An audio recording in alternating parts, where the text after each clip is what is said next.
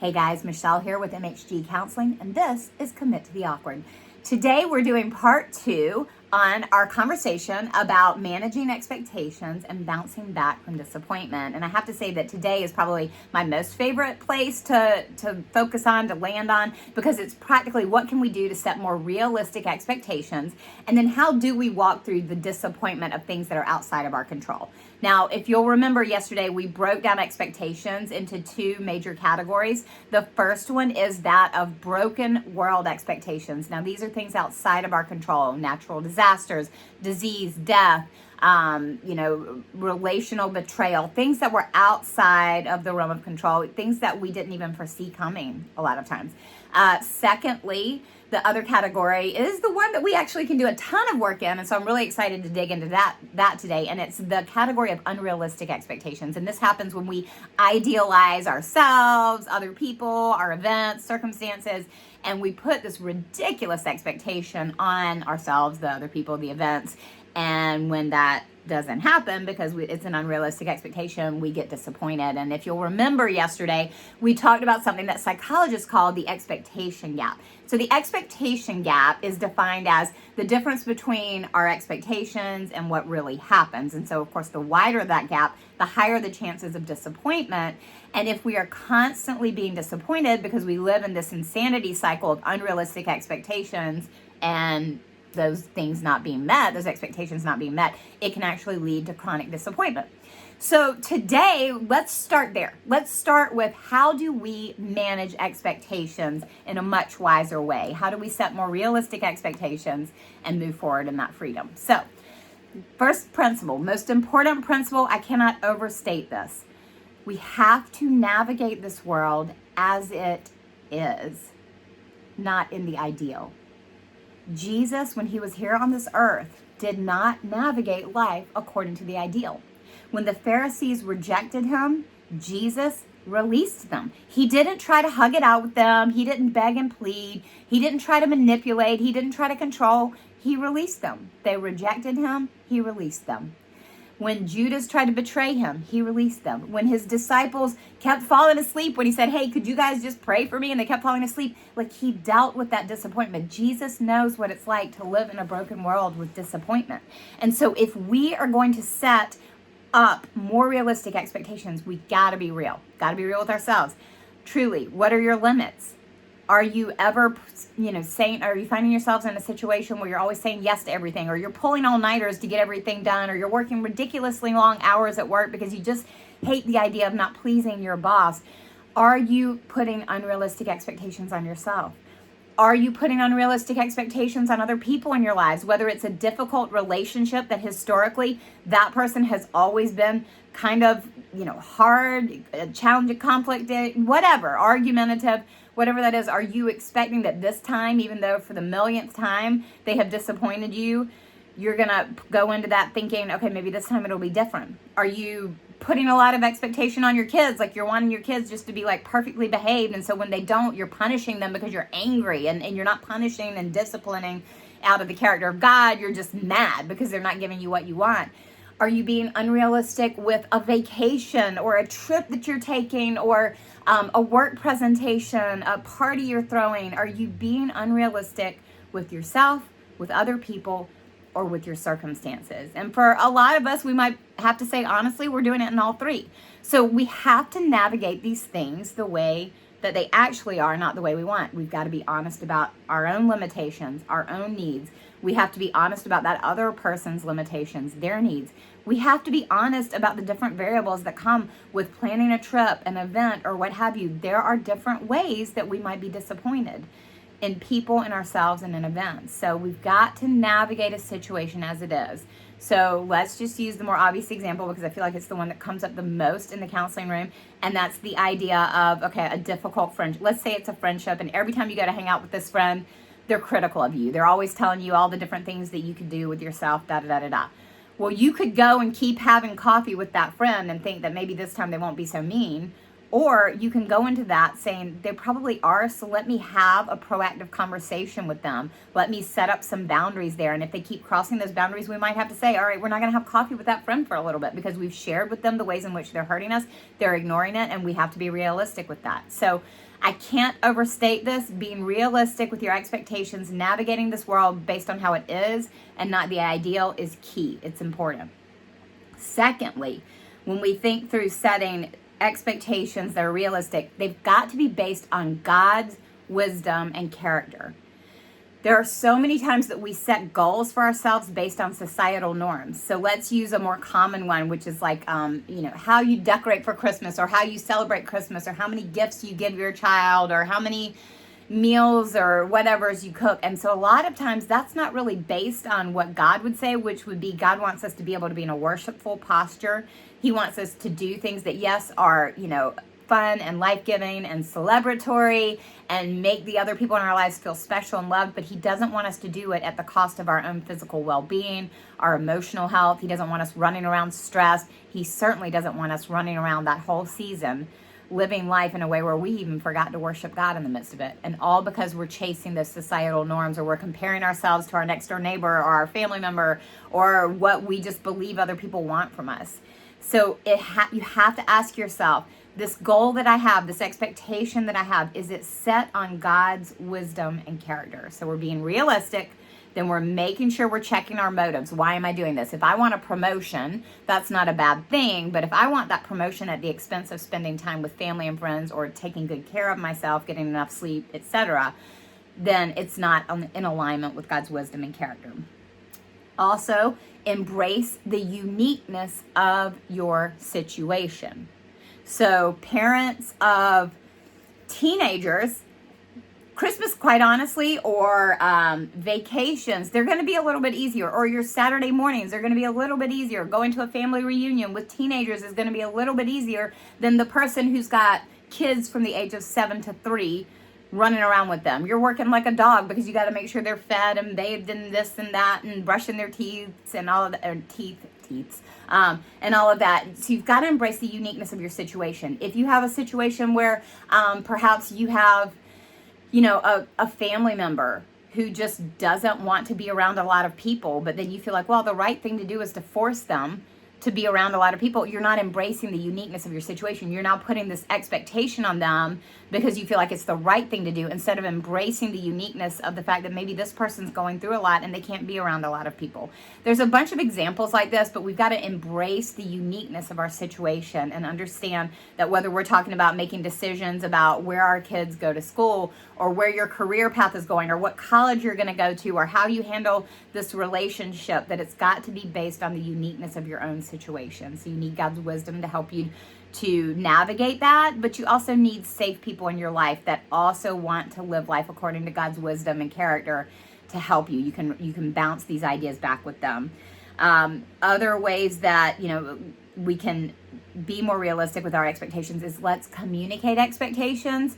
I see this happen a lot in marriages, where couples just assume the other person's on the same page with what a particular day is going to look like, or a decision is going to be, or how we're going to handle this situation, and they don't communicate with one another. Or maybe it's 5 friends going in together to throw a party for somebody, and they aren't communicating expectations with one another, and so then they miss each other, they disappoint each other, and there's a lot of conflict. You have to communicate expectations to other people when appropriate.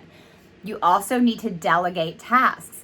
This would be more for people that are putting unrealistic expectations on themselves. You cannot do everything. Truly, you have to delegate these tasks. You have to also be reasonable with what you can personally accomplish. And if there is no one to delegate it to, then it's time to streamline, like trim things down and to narrow those expectations again. And then when people disappoint us, or when we disappoint ourselves, meaning like, oh, I kind of thought I would do better with that, and I didn't. Like maybe I lost my temper, or I wasn't able to get that thing done in the ways that I thought I could for work. We've got to practice forgiving other people. Other people are going to hurt us. Other people are going to let us down. We've got to practice compassion, forgiveness, and move on when those expectations aren't met. And then we also have to ask God to help us to believe his way is better than our own. And so I can't think of the exact reference right this second, I'm sorry, but it's a proverb. If you Google it, you'll find it.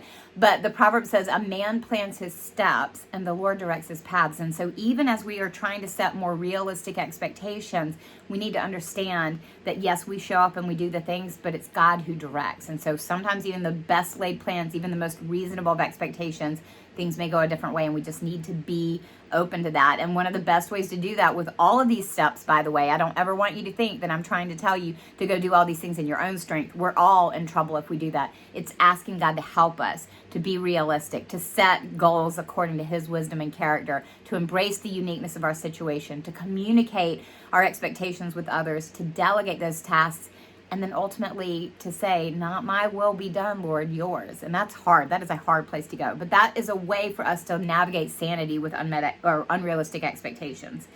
So now I want to go over to the category of people walking through the disappointment of a broken world.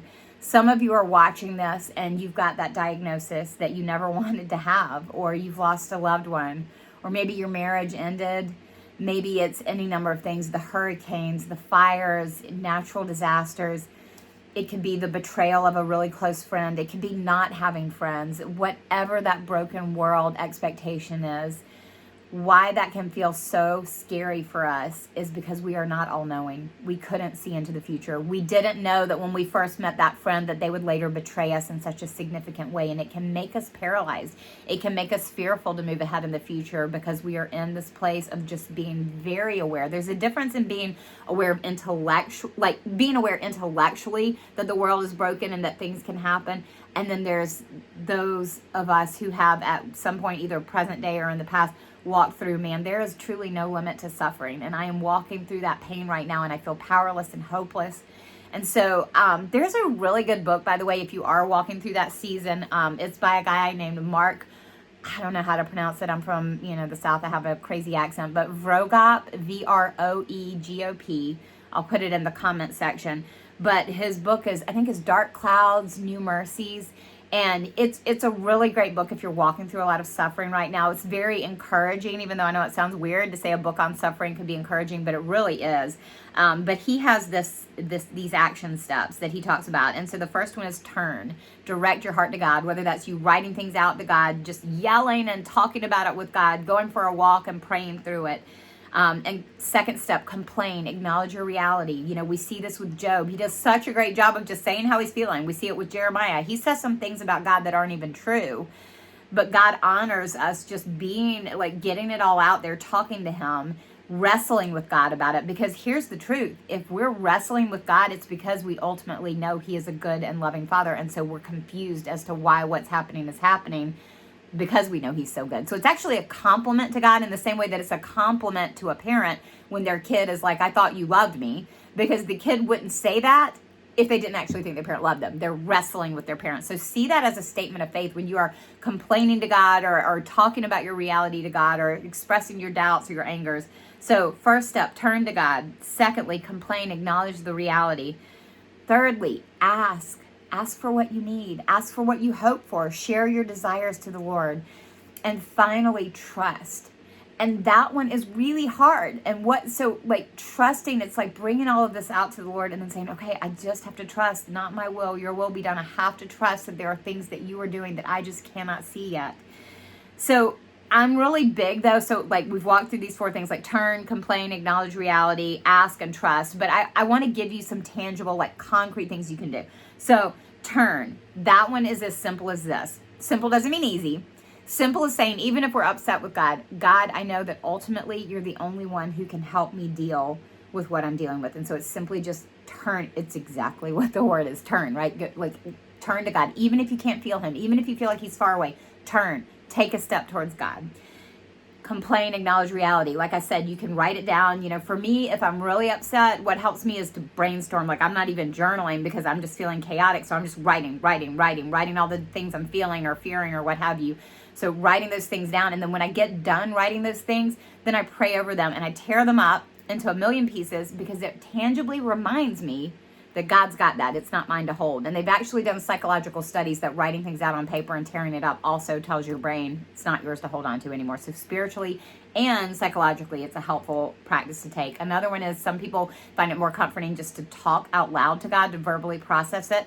By all means, do that. One thing I tell people is if you've been in the season of suffering for a while, like it's not brand new, like the loved one didn't just die, there will come a point when you'll want to set a timer for that. So you might, on the drive to work, you're going to use that as a time to complain and to talk about things with God and to emote and all of that. And then on the drive home, maybe you do it again, or you do it first thing in the morning when you wake up over a cup of coffee, and you do it again that night when you go to bed. But like some people need to verbally process with the Lord. And so that can be me also at times. So that is two really concrete ways.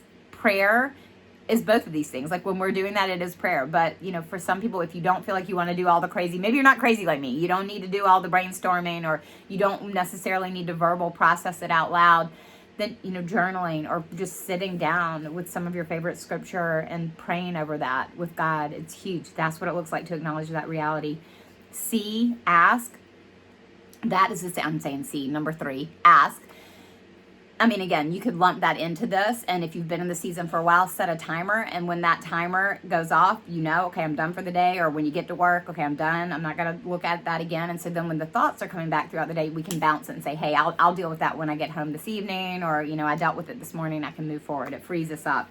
And then trusting, moving on with your day. Here's a practical way to do that is, first of all, read some good verses or a devotional or something that just reminds you of God's promises, or maybe just say some of those promises out loud. But after that, get busy with your day. Engage all 5 of your senses, because that brings you back into the here and now. And then go do the next thing, whether it's make the bed, answer the email, make the phone call, drive to get gas, whatever it is, like do the next thing. That's what it looks like to trust. Because when we do that, when we go about the rest of our day, we're saying, I trust you, God, with all of those things I can't control, and now I'm just going to get busy and stay right here and right now. And then finally, remember with all of this, so we've got those 4 steps, but remind yourself, because it's not going to feel like it, God is always working. We see this in several places in Scripture, and Jesus says this, I am always at work, and my Father too is always at working. And so even when it looks like nothing's changing, God is at work. And maybe that suffering doesn't change in the sense of, if it's death, that loved one's not coming back, but you will change. Or maybe if it was a broken relationship, and maybe that relationship doesn't ever get restored because it's out of your control, but that God will change you, and God will heal you, and God will move you regardless of what's coming your way.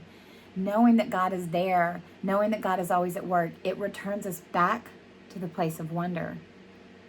Like the first video, we talked about that. It's wonder. Creation was beautiful. It was wonderful. Everything was awe-filled.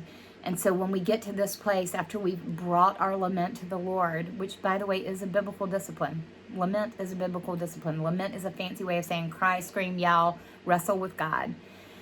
When we do that, then we're able to sit there and say, okay, I am going to ask God to keep my eyes open, to show me what He's doing, to remind me of what He already has done, to expand my imagination, to help me to believe that what I'm going through right now is not the final word, because guys, it's not the final word on your story.